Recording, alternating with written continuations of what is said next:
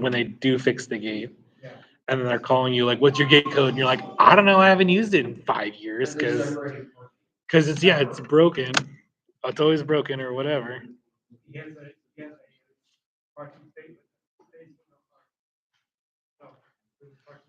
I always get mad when people have a parking space in no car. My favorite part when someone parks in your parking spots, you have to wait 3 hours or so trying to get your seat and actually park. And you have to sit there and park waiting for them to park. Oh, see, I'm super non-confrontational. I would just be really mad in my head and then just walk away and be like, well, I have nowhere to park.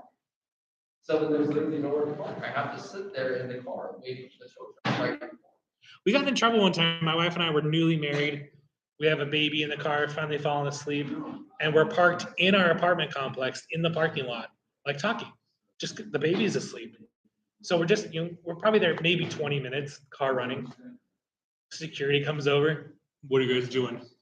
Like, dude, like we're a married couple. Like we have a baby that's asleep in the back. Like we're not loitering. Like this is, and it's our spot. Like he's like, oh, okay. Well, like like knock on the, like you can see like we're not doing anything heinous. Like we're just hanging out, talking. Like you can see the giant car seat in the back seat. Like that's kind of invasion of privacy right there. Anyway. Okay, I've been on the other end of that thing. He's watching animal control watching Quorum. Oh, there you go. That's one way to go about it. You know something? You never told me. Well, there you go. He was too busy with other stuff. Look, oh, okay, he's doing that. Okay. We'll give it one more minute. I'm gonna go grab some. I'll be right back.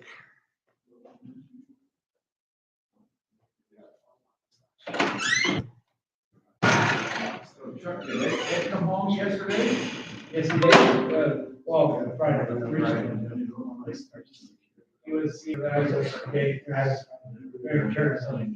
He's happy about that. But he is too. Damn, as you look for the next one.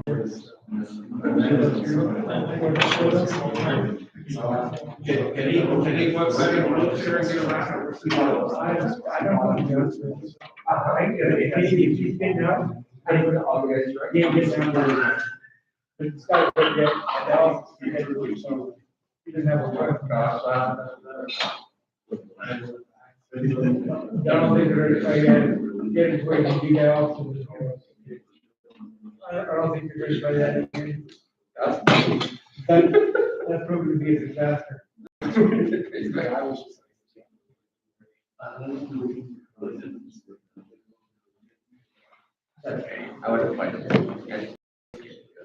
All right, brethren, thank you for being here. To get started, we have a few announcements. Just a reminder that every Saturday for the rest of the year, we are responsible for cleaning this church building. So Saturdays at 8:30. You're not going to be available every Saturday. I have not been available lots of Saturdays. But if once or twice a month, you can make it a priority for an hour, 8:30 to 9:30. Get in, clean as much as you can for an hour and get out. Brother Rincon is organizing that. And so just Saturdays at 8:30, show up here for an hour, clean, go on about your day. Just that's a reminder for every Saturday for the rest of the year. Couple things coming up though in the next few weeks. In 2 weeks, Brother Tafua mentioned it, on the 23rd of July, we're having a Pioneer Day celebration through the stake. So it celebrates the July 24th of Brigham Young and the Pioneers going into the Salt Lake Valley. But it's more of this is going to be a modern day Pioneer celebration. So there's family history exhibits, musical numbers, kind of some modern day stories. Our stake is super diverse, and we have a lot of really cool people in our stake who have real modern day Pioneer stories. First generation immigrants, people that have joined the church. So some really cool stories. So they're hoping to share that. So on July 23rd, there were handouts at the doors today, but it's on the stake the stake calendar for I think it's a Saturday night. It's more of like a fireside. It's not like, I think it's like an hour and a half maybe. It's not like in Utah where they do like the pioneer reenactments and stuff. This is more of a how are we modern day pioneers and how do we make the gospel applicable to our lives now. So pretty excited about that. On August 8th, we have a temple cleaning assignment, and it's more in depth. It's when the temple is closed for 2 weeks, I believe, for its yearly cleaning. And so on August 8th, it's a Monday morning from 8 a.m. to noon. We have that assignment. And so we will be making some calls. We just need 2 people from each ward. But I've learned that we probably need to shoot for 5 or 6 people, and then we'll probably get the 2 that we need. That's usually how it works. But I know it's a Monday morning, so a lot of people are not available. But if you are, let us know for August 8th. So it's about a month away, but a cool opportunity for that. Brother Eddie Love is back home. Brother Chuck went over there today and actually kind of watched soccer meeting with him to kind of get that set up. And he had an appointment, physical therapy, I think you said, or somebody was over doing an evaluation. So Chuck came to church instead of watching with him. But we're going to be making some calls, like we talked about, just kind of sitting over with Brother Love and getting on the Zoom with him to be able to watch soccer meeting. And then, if it's an Elders Quorum week, watch an Elders Quorum.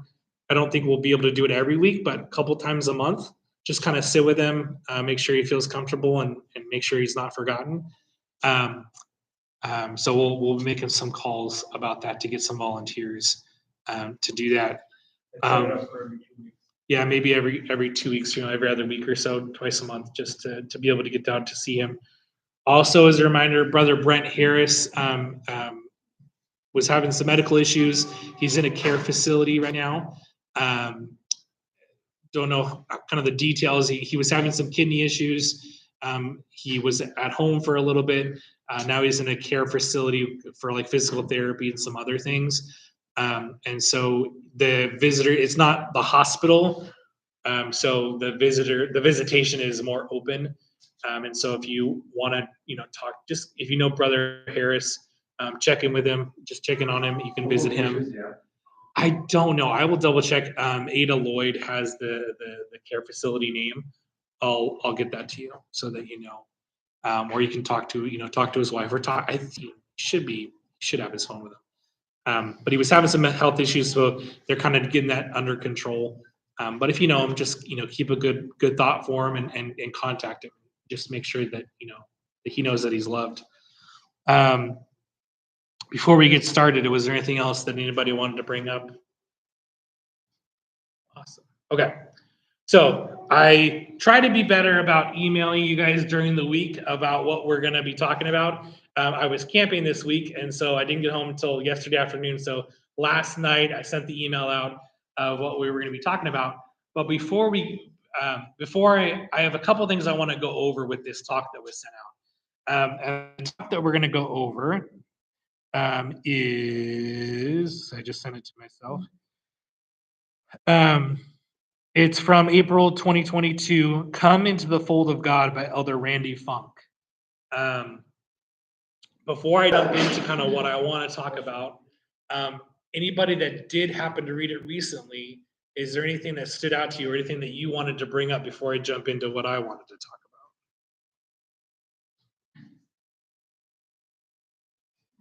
about? Okay. So before we jump into the talk itself, we're going to talk about a couple things. Who has heard of the 10,000 hour principle? Brother Jay, what's your understanding? What's the 10,000 hour principle? To be proficient at something, you should be really good at it, basically. Yeah. So they did a study several years ago of professional athletes, people really successful, musicians. How did they get to be so good at what they do?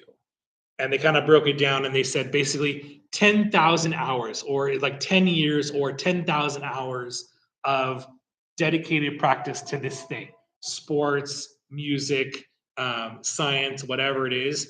And it's about 10,000 hours of that dedicated practice to become really good at this, whatever thing that it is, right? And so that's become this very popular thing to talk about 10,000 hours. So, you see dads, would playing catch with their kids, like what starting our 10,000 hours, right? He's gonna be a left-handed pitcher, right? You know, he's gonna make millions of dollars. Which nobody plays baseball anymore. But if you're, but if you want your kid to be rich, have them play baseball. Like guaranteed contracts, they're making way more than like even though the NFL is more popular, the money in baseball is bananas, man. Like if you have your kids play baseball, anyway, that's a side note. There you go. I mean, you know, Tommy John, you messed up your elbow, but the rest of your body, like I've seen some of those second basemen, like I could probably do it, you know. Like right, yeah, you know. Like John Kruk played first base. Like John Kruk, like I have but John Kruk's body. Like I could do that, you know. Anyway, that's just a sidebar. So that idea of 10,000 hours, but there was something because I was researching it more. I have to like keep my phone near the laptop so it doesn't disconnect. I was researching it more, and there's actually something that I found that doesn't make it into when people talk about the 10,000 hours. There's this part that's missing, and I want to read it. So it was written by this study that was in a book by Malcolm Gladwell called Outliers. The rule goes like this. It takes 10,000 hours of intensive practice to achieve mastery of complex skills and materials, like playing the violin or getting as good as Bill Gates at computer programming. Their research suggests that once a musician has enough ability to get into a top music school, the thing that distinguishes one performer from another is how hard he or she works. That's it. So it's a very basic, once you are at a certain level, it's just the hours that you put in, the effort and the practice, right? But it says that's not it, according to researchers. It's a bit more complicated when you dig into it. So it talks about, it turns out there's another important variable that Gladwell doesn't focus on, how good a student's teacher is. Practice is important, and it's surprising how much it takes to master something complicated. But the research suggests that someone could practice for thousands of hours and still not be a master performer. They could be outplayed by someone who practiced less, but had a teacher who showed them just what to focus on at a key moment in their practice regimen. So what lessons can we take away from this? And then it talks about a couple of things. It says in a 1993 paper, researchers described their research into the role of deliberate practice, right? That's a quote, deliberate practice in the success of violin students. As Gladwell noted, they found that it took remarkable amount of time on such practice, some 10 years worth or 10,000 hours to gain mastery. But what Gladwell left out is the role of the deliberate practice, meaning work under the guidance of a teacher. What worked best for that, says Erickson, is for students to receive personal instruction with a teacher who is able to assess them individually and determine what would be the next step for them to actually develop and improve. Otherwise, students might stall out despite hours of practice. Yeah, so that's this thing over here. So I just want to think about that. I teach my students, and I teach high school music. You have the seniors get ready to start up for school. You don't have to go to an expensive school.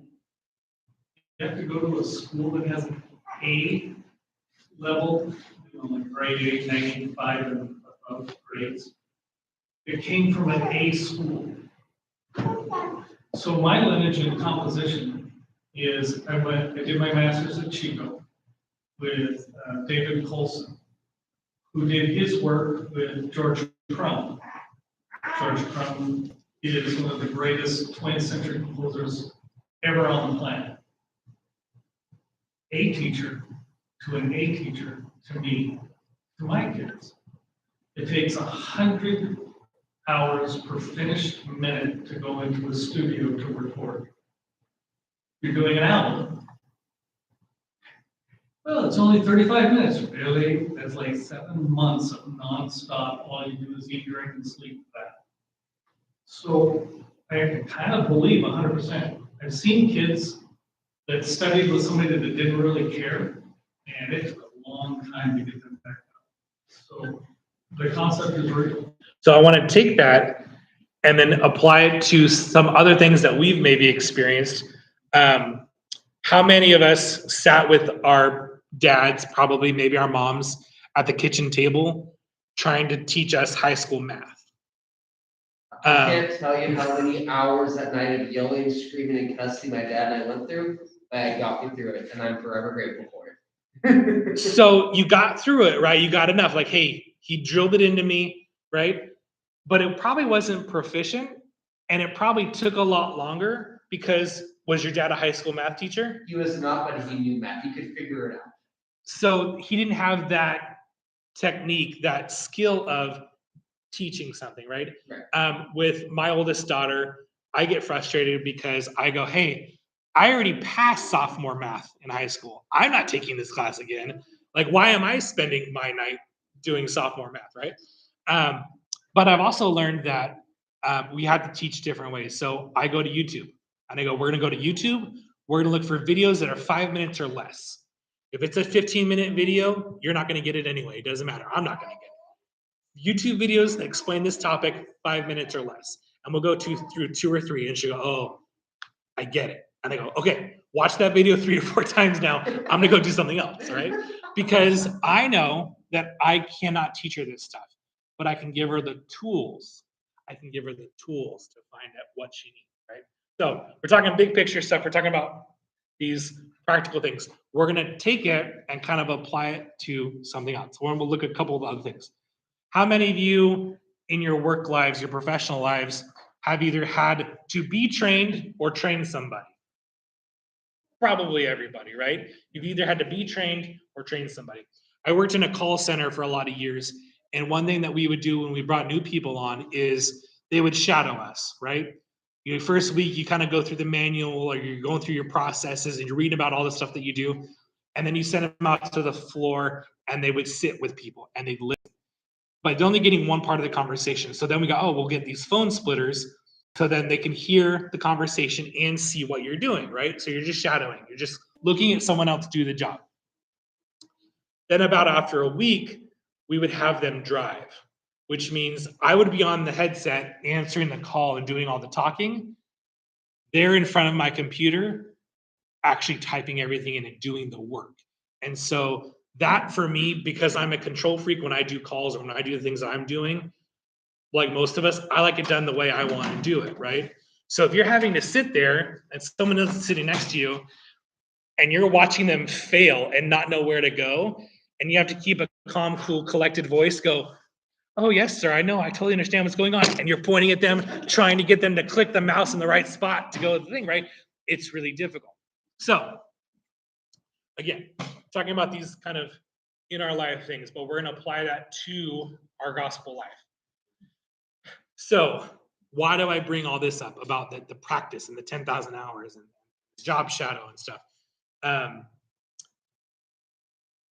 What do we do in the church, right? We bring people in and we go, we're going to sit here and practice the gospel, right?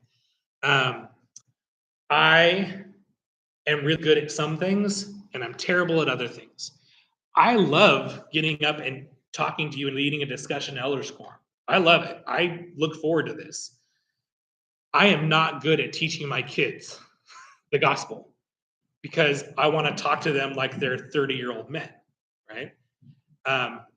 My kids are on a different level. My kids are really smart, right? But they don't even give me the same respect that you guys do. If you guys don't want to listen to me, at least you're quiet. You might be on your phone doing something else. I don't care. You're being reverent. I don't care, right? You're being respectful. My kids, they'll roll their eyes, they'll get up and walk out. They're like, like, Dad, like, why are we doing this, right? There's no respect. Like, they respect me, they love me. But there's not that, like, I'm really paying attention, right? So I'm not good at teaching my kids those things. And so my wife and I have to work together of, okay, here's the lesson. I'm going to give these big topics. My wife is really good at breaking it down and going, okay, how does this apply to a 13 and a 16-year-old girl, right? My wife is really good with visuals. My wife loves teaching in primary.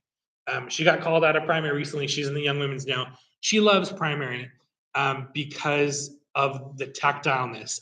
We can sit and do bubbles and we can apply it to gospel principles. She can put on funny hats and stuff and apply it to the gospel. She loves that kind of stuff, right? And so when we do gospel lessons at home, my wife has to remind me, like, hey, you're being too dry. This is an elders quorum, right? You need to, like, we need like a 6-minute lesson and then like a 10-minute activity, right? And I'm like, no, 6 minutes, I can't fit all this stuff I want to say in the 6 minutes. Like, this is impossible, right? And so I've had to go on Google. Like, so my job as a dad is to go, okay, how do I teach my kids? So I go on Google and I look for other people's ideas, right? All right, the lesson is this week and come follow me. The lesson this week is following the prophet.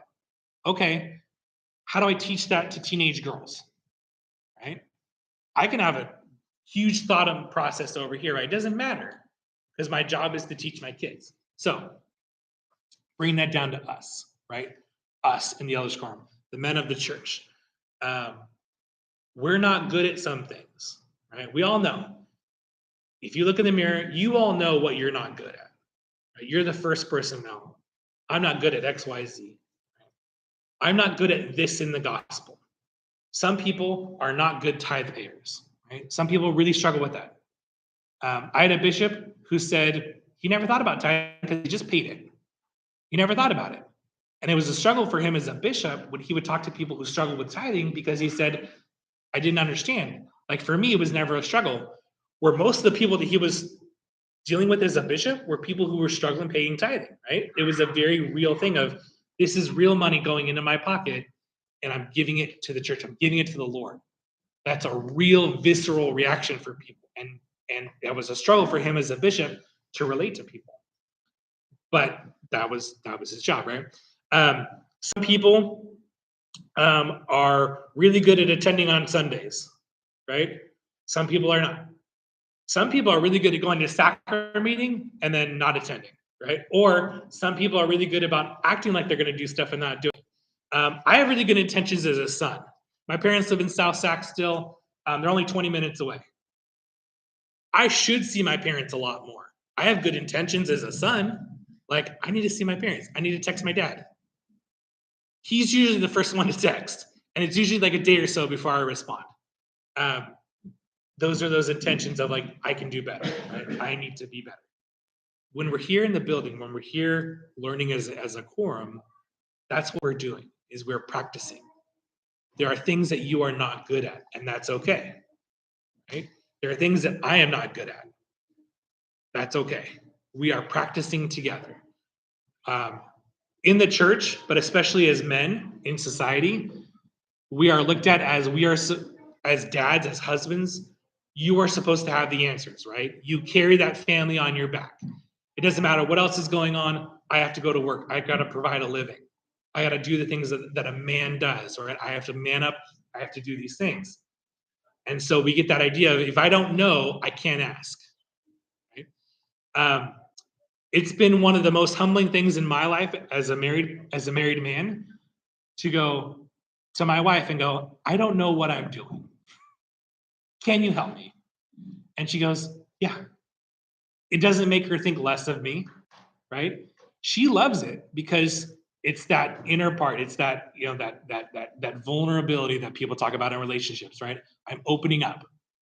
I don't know what to do. Will you help me? In our elders quorum, that's also what we want, right? When we come to church, I don't know what I'm doing. As a dad during the week, I don't know what I'm doing. So I come to church and I listen during sacrament meeting, I listen during gospel doctrine, I listen during elders quorum for you guys to teach me as a husband and as a father. There are many of you who have been husbands and fathers for longer than I've been alive, and I appreciate that, okay? I look at your example and go, what can I do? My dad is turning 80 in September. And I go, he's been married to my mom since 76. So they're going on 46 years. I go, how does my dad stay married to my mom for 46 years? Like, that's really like a marriage. That's 46 years, right? The guy's doing something right. And so I look at what he does. He admits when he's wrong all the time. He admits when he's wrong, even when he's not wrong, right? Learn that. Even when you're not wrong, it's okay to say, I was wrong, right? It's okay to be right and realize that you said it in the wrong way. Right? I was right. In my marriage, in my mind, I'm a know-it-all. I know this about myself. I'm a know-it-all. I love being right. Like you ask my wife, what does Ezra love the most? He loves being right. Okay. I love knowing the answer. I love proving people wrong. It doesn't matter if you say it like a jerk, even if you're right. Right? I think we've all experienced that, right? So I come to church and I listen to Elders Quorum, I listen in sacrament meeting for you guys to teach me how to be a better husband, how to be a better father, how to be a better disciple of Christ. Right? So in this talk, it talks about, I'm going to go to it. So again, the talk is, sorry, I went to that other part. The talk is Come Into the Fold of God by Elder Funk. He talks about a few things. Now my phone's not scrolling. Of course, it's frozen. Yeah. But one of the things that he talked about was a sheepfold, and what a sheep herder does, right? Is they are responsible for counting those sheep. And so the sheep come into the sheepfold, or let's say it's a barn, whatever you want to call it. And the sheep herder counts each one of those sheep to see what their injuries are that as they've come in from the field, and then to tend them individually. So again, going back to tutoring or to teaching, you have to know how to teach those kids individually. Each kid learns at a different way. My 16 and my 13-year-old are complete opposites, like polar, complete opposites, right? They're both funny in very different ways. Haley, my oldest, is very reserved, and she won't give you the time of day until she respects you and knows that you kind of have earned her trust. There are family members of mine that have worked for years and have just gotten in recently with her, like years to earn my oldest daughter's trust. But when you earn that trust, Haley's really funny, and she's really smart, and she's got a little bit of my personality. She's a little sarcastic, little mean-spirited sometimes, but she works on it, right? My 13-year-old, complete opposite. Caitlin loves everybody. She's everybody's best friend, and it's not fake. Like, Caitlin will be your best friend. We went camping this week, and on our way home yesterday, we were coming home from Fort Bragg, and my wife, we stopped at some town to go to the bathroom and stuff, and my wife took Caitlin into McDonald's to go to the bathroom, and we come back to the car, and Rachel's just telling me, like, the kids have fallen asleep again in the car on the way home, and Rachel's telling me, she's like, we were waiting in line in the bathroom, and Caitlin is just talking to this lady, this random stranger at the line at McDonald's in the bathroom, and she compliments the lady on her nails, and she's like, "Oh, I hope you have such a great day," and Caitlin means it, right? Those are really two opposite ways that I got to teach my kids, right? If we have a 10-minute lesson, I can't teach them both the same way. I got to figure out how to teach them. When we come to church, God is trying to teach us individually. So we have standardized things. We have what we do every week. We have the sacrament, right? We have sacrament meeting. Sacrament meetings are planned different ways. The bishopric and the ward council will go, what do we need to hear? Who do we need to hear from? Sometimes there's a specific topic. Our ward needs to hear about charity and loving people.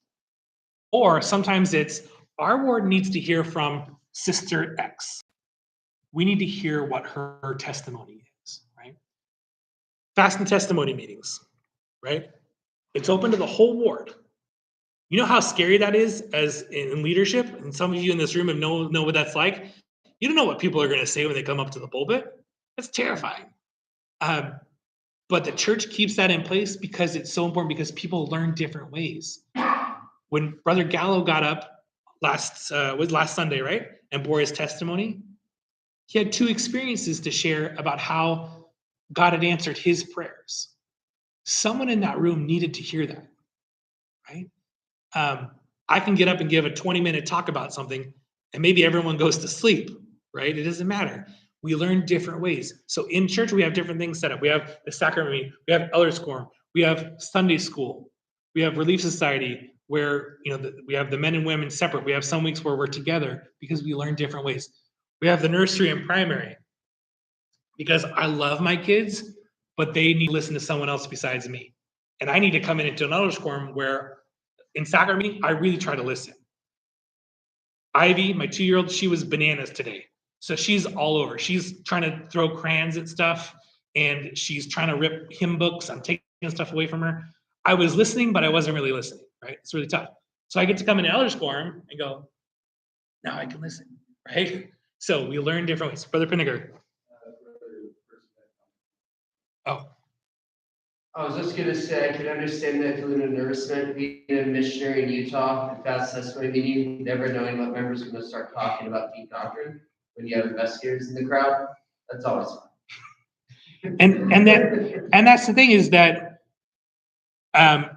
before you go, Brother Pinniger, Joseph Smith talked about the rigidity, right? People would get really mad at Joseph Smith because he didn't act like a prophet, right? And he would kind of upend what people thought a prophet should be. But I think in our culture today in the church, I think we've kind of gone too rigid again, right? Like when something in sacrament meeting doesn't go the way I think it does, I should, I get a little nervous. I'm like, man. Like, even though my kid is trying to throw crayons, if other people's kids are running around, I'm like, people need to control their kids, right? Like we get that very self-righteous, judgy, right? Like that, for me anyway, that's what comes out of me. And so getting everyone else's experiences is really, really important, right? Listening to others teach. That's why when the bishopric calls you to ask you to talk in sacrament meeting, it's not just because they're going down a list. They've talked about it. They've talked about it with Ward Council. They've prayed about it. This so-and-so brother, we need to hear his testimony, right? This sister, there's something that they have to share. Even if it's a 5-minute talk, we need to hear from you. We all learn together. You all have experiences that I want. So when we ask you guys to teach elders quorum, again, I could get up here and just talk at you all day, but we try to think of who needs to have that experience, who needs to learn, right? What do I need from you? Sometimes it's a very selfish motivation. I've listened to you guys talk and I go, Brother Pinniger, I need to hear from him, right? He's got something to say on this topic I need to hear, right? Or Brother Prusy, like, I know Brother Prusy has experience with this thing. We need to hear that as a quorum, right? And so trying to diagnose as, spiritual doctors here, what it is that we need to be able to teach. So Brother Pinniger, you got a thought, go ahead. Sorry. I know, I talked too long, go ahead. So one of the most interesting experiences is once a day I needed a speaker for the following week. And I had a prompting, asked this brother and sister to speak. So it was before our current sacrament meeting. I went up to him and I said, can you guys sacrament meeting? And the wife looked at the husband, and the husband looked at the wife, and I could tell there was some communication going on between them, but I didn't know what it was. And the bishop and the brother, he said, yes, right? No big deal. He probably got in trouble when he got home. So then the following week comes, and she gets up to speak. She says, we were supposed to be at a nephew's missionary farewell this week. But last week, Brother Pinniger, Bishop Pinniger, asked us to speak, and we canceled our plans so we could be here to speak. And I thought of that. I thought, I don't think I would cancel plans like that to fulfill the assignment to speak this Saturday. And so it was kind of a moving experience for me. And so when you're talking about, the inspiration to call, at times, we need to be receptive to the inspiration to respond to those calls. My wife hates speaking. in sacrament meeting. She hates it, but she will not say no, right? And so sometimes I've been in leadership meetings where someone will say, "Hey, Brother White, we really like your wife to speak on this," and I say, "You need to talk to her," right? As her husband, I'm saying, can you give her 3 or 4 weeks lead time? Don't ask her to speak next week. She needs 3 or 4 weeks, and she'll do it, and she will do an amazing job. But she hates it. She's gotten better, but when we were first married, her neck would break out in hives. Like she'd be red when she went up to the pulpit because she gets so nervous, right? So probably about this is 4 years ago, 5 years ago, my wife was asked to speak in sacrament meeting in our old ward. And of course, she said yes. She's terrified. She's going over it. So what she'll do is she'll go, okay, here's my topic. Give me some ideas. And so I'll shoot her some talks. I'll give her some ideas, and then she'll kind of build it from there. Right? So she'll be working on this talk. We were newly pregnant with a surprise baby. That baby we'd been waiting for a really long time.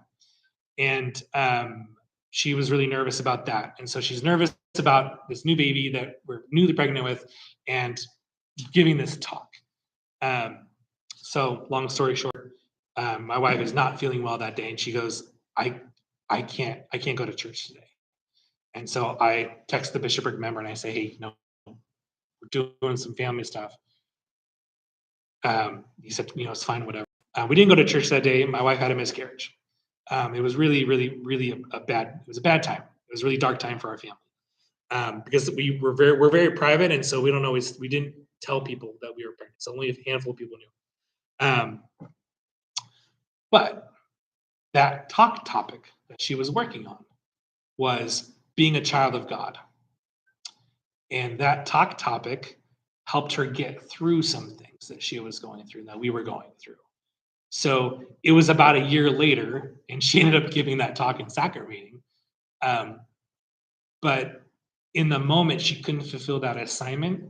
But because she'd been willing, that inspired brother of the bishopric had given her that thing that she was able to study. And we were able to talk about as a couple and the things that we learned. And it's very bittersweet to go, God loves his children. Why is this happening to us? Right? It's really hard. But those things that we learned about were really helpful. And so God knows how to diagnose us as individual children. So in this talk, I do want to read this part. Go ahead. So going back to my original thought that I didn't share before with the. So my dad, who passed away about 10 years ago, had a wonderful way of teaching a sermon in very few words. And so you're talking about this idea of coming into the sheepfold and the leader counting the sheep, right? So I was serving as high priest church leader, and the following conversation occurred. My dad says to me, so how many high priests do you have in your group? And I said, I don't know. And he said, 2-word sermon. That's bad. and it was, but this idea of the sheepfold and knowing our sheep is pretty powerful. So, and I'm going to jump off that because this is what Brother Funk talks about. It says, a fold or a sheepfold is a large enclosure, often constructed with stone walls, where the sheep are protected at night. Right? The sheep go out during the day and they're grazing and they're doing their thing, but at night they come in. It has only one opening. At the end of the day, the shepherd calls the sheep. They know his voice, and through the gate they enter the safety of the fold. We're going to skip the next paragraph. Then it says, here I'll read it. The people of Alma would have known that shepherds stand at the narrow opening of the fold, so that when the sheep enter, they are numbered, and their wounds and ailments noted and cared for one by one. The safety and well-being of the sheep depend on their willingness to come into the fold and to stay in the fold. Among us, there may be some who feel they are at the edge of the flock, perhaps thinking they are less needed or valued, or that they don't belong in the fold. And as in the sheepfold, in the fold of God, we sometimes step on one another's toes and need to repent or forgive. But the good shepherd, our true shepherd, is always good. Within the fold of God, we experience his watchful, nurturing care and are blessed to feel his redeeming love. He said, I have graven thee upon the palms of my hands. Thy walls are continually before me. Our Savior has graven upon his palms our sins, pains, and afflictions, and all that is unfair in life. All are welcome to receive these blessings as they are desirous to come and choose to be in the fold. The gift of agency is not simply the right to choose, it is the opportunity to choose the right. And the walls of the fold are not a constraint, but a source of spiritual safety. This week we were camping. My wife is terrified of bears. We've never really, one camping trip we did have a bear experience. Every other camping experience is raccoons, right? Raccoons aren't really terrifying, but they're kind of terrifying. So we were camping this week with family, and it's our first night. It's Wednesday night, and it's about 2:30 in the morning, and you just hear some plastic ripping and some craziness, and then it sounds like a cat fight. And there's a light that shines, and you hear like running into bushes, right? So I'm already awake, and I'm sitting there going, right? Behind our tent walls, it's very weird. Tent walls provide no shelter, right? But it makes you real tough, right? So you're like, well, I'm in my tent, and it gives you this false sense of security, right? Because you're in your tent, like you're really being protected. If something wanted to attack you, your tent's not providing any kind of safety, right? It protects you from the rain and the dirt, and that's about it, right? There's no real safety here. And sometimes not even from the rain. That's right.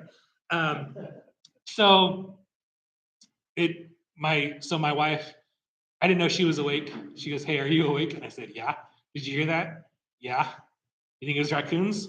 "I think so." So then she's like, "Oh, I gotta go to the bathroom anyway." So we get up, and then my sister-in-law is at her tent, and she's like, "Hey, did you hear those raccoons?" And she's like, "Yeah." So we were talking about it. We saw the paw prints, the claw prints all over our picnic table that are there in the campsite. But I was thinking about that of the safety of a sheepfold, right? In a tent, you feel safe, but you're not really safe. Right? As you go into the world, there's things that make you feel safe. Right? You're in a car, you're safe, but you're not really safe. I go to work. I have the safety of an office. I work in a pretty safe. I don't have a tough job. I have a pretty easy job. Feel pretty safe, right? But am I safe? No, right? I'm only safe if I take the gospel with me. I feel safe on Sundays when I'm here. Now, this building can be attacked. Someone can come into this building and do something terrible, just like any other building, right? Like Sister Penniger talked about her house being robbed, right? Bad things happen at church buildings and temples, right? But I feel safe because I'm learning the things I need to learn. I feel safe because I trust you, brethren, to teach me. And I trust you enough to be vulnerable with, talk to you about things that are important to me, and that you're going to talk about things that are important to you.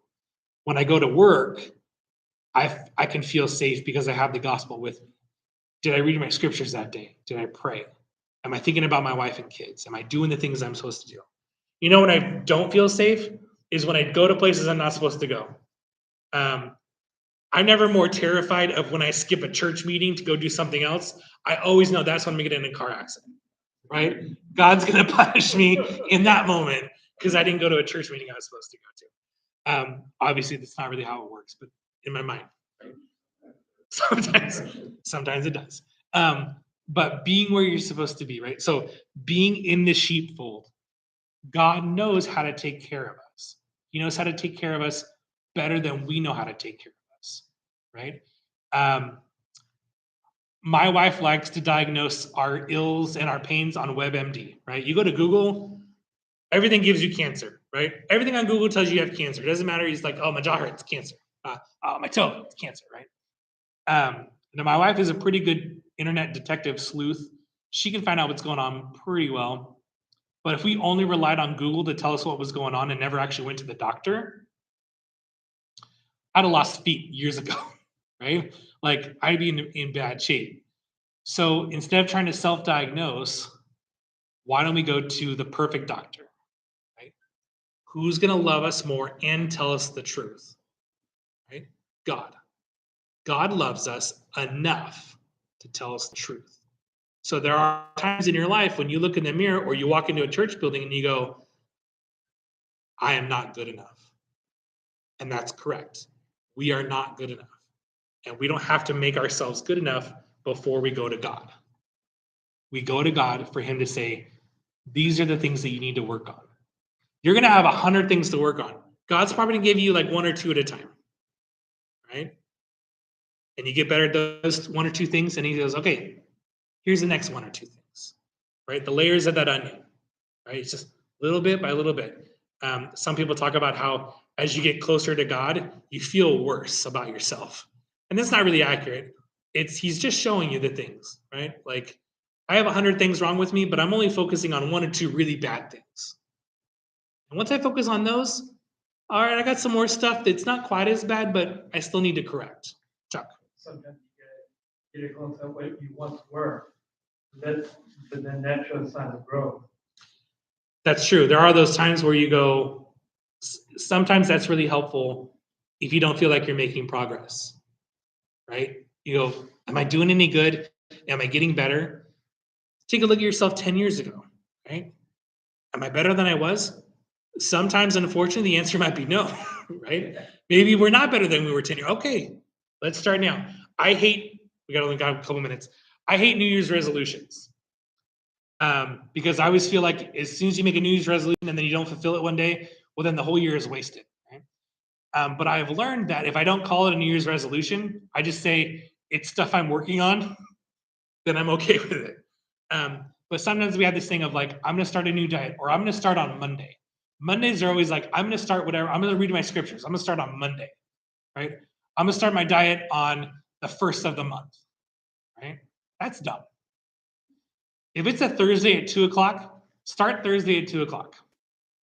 If you're in Elders Quorum and you feel something of like, I need to change this, okay. Today is right now, right? Start right now. This is your first. This is your moment to go, this is what I need to work on. I've been in lots of meetings where I go, yeah, I need to work on that thing. That's why I was in this meeting today. My dad always talks about, I told you he's almost 80. He always talks about how there's lots of Sundays where he doesn't want to go to church still.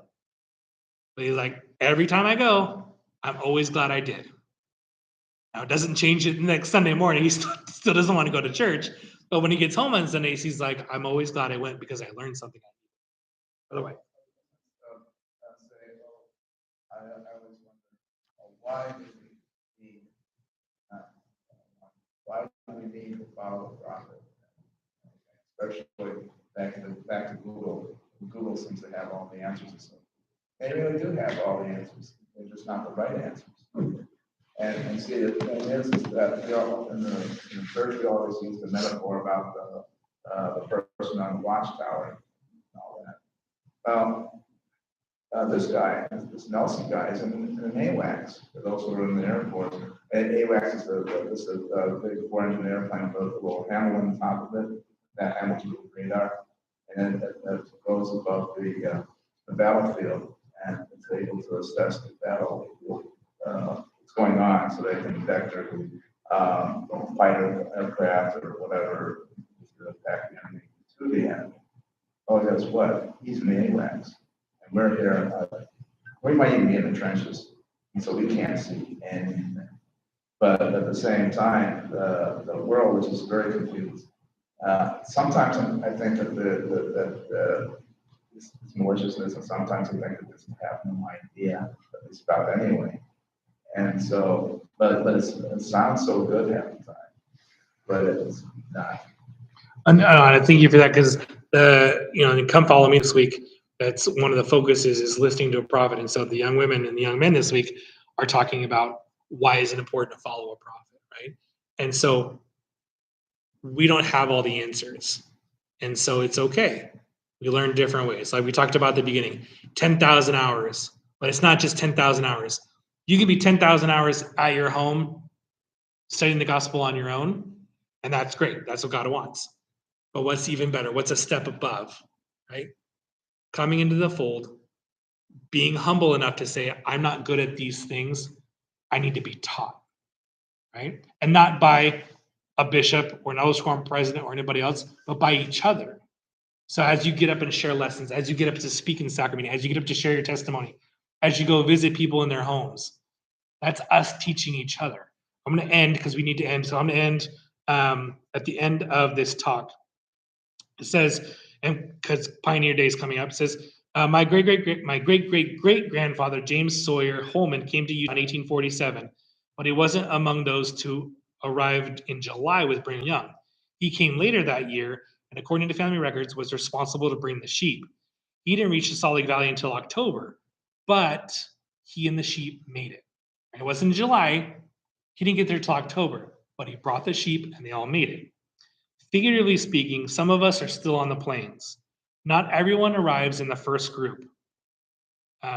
My dear friends, please continue the journey and help others to come fully into the fold of God. The blessings of the gospel of Jesus Christ are immeasurable because they're eternal. We are all at different levels. We're all at different stages. It's okay. The point is that we come together and the Lord tells us what we need to work on individually, right? From the pulpit, the bishop might say, hey, as a ward, let's focus on this. But the Spirit can teach you individually, what do I need to work on, right?